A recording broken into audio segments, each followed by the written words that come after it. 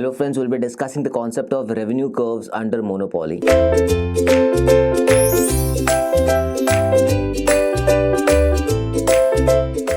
Now, when we are discussing about the same concept, rather when we are discussing about revenue curves under monopolistic competition, or rather the competition which monopoly is a part of, let us go to the theory part of it and figure out what exactly we have to deal with this.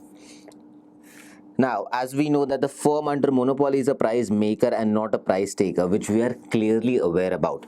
A monopolist can increase or decrease the price. A monopolist, that means a person who is handling this monopoly business, can either increase the price or can either decrease the price.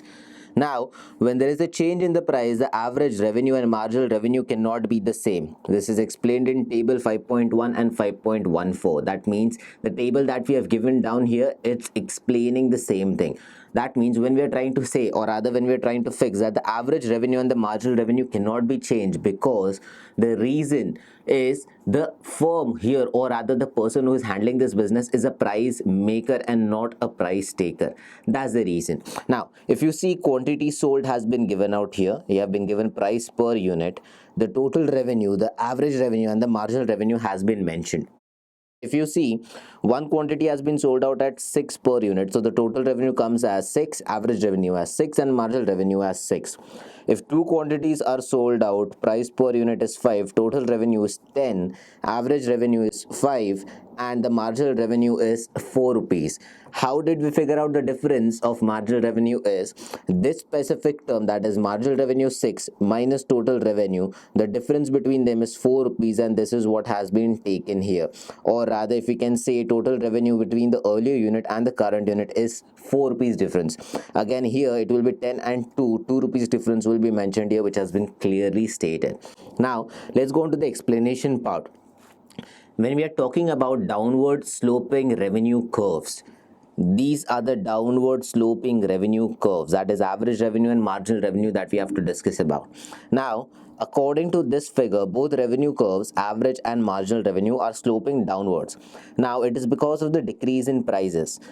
Now, every time the price goes down, the revenue curves also slope down, which we are completely aware of. Hence, if the monopolist wants to increase his sales, he has to reduce the price of his products so as to induce the existing buyers to buy more and new buyers to enter the market.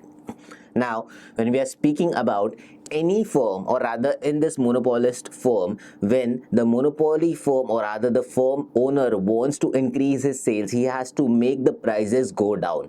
With this, two things will happen. First, the existing buyers who are already there, they will be induced to buy more, and there, or rather the second thing will be, there will be new buyers in the market who would be wanting to buy this product which is going down in price. That's the reason these two things will happen whenever the monopolist competition owner raises, or rather makes his price go down completely. Now, when we have next different options related to this, therefore the demand of this condition, or rather demand condition for his products, are not the ones which are associated with the firm under competitive condition. We can clearly say that in monopoly there is no competition, there is no such competition that happens. The price may increase, the price may decrease, and that completely lies on the owner here. Instead, the demand conditions faced by him are similar to the ones which are faced by the industry as whole. Now, why industry as whole is because this monopoly competition is the whole industry itself. Rather, there are not many firms, or rather there will be just one firm who will be selling all these products. So if one firm is there in the industry, that firm itself is the industry. Hence, whatever techniques, whatever things are affecting the industry, it will affect the firm as well. In other words, a monopoly firm faces a negative slope demand curve for his product.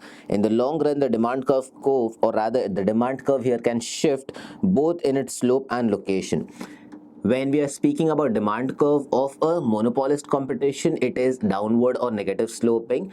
However, in long run, if we have to say about this demand curve itself, it can shift, or rather it can change the location as well. Now, there is no theoretical basis for determining the direction and the extent of the shift. There is no such extent of the shift that can be determined here in the basis of the theory. So when we have to regard his cost of production, or rather as his regard of cost of production, it may be assumed that monopoly firm faces a given technology. Moreover, the monopolist face conditions similar to those faced by a single firm under competitive conditions.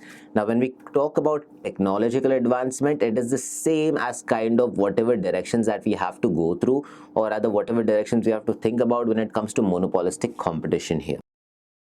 He is not the sole buyer of the inputs used by the firm, but only, or rather only one in the entire market. He has no control over the prices of the inputs used by him. Now, as he is the only sole owner, he has no control on the inputs that are used in the specifications or in the production of that specific product.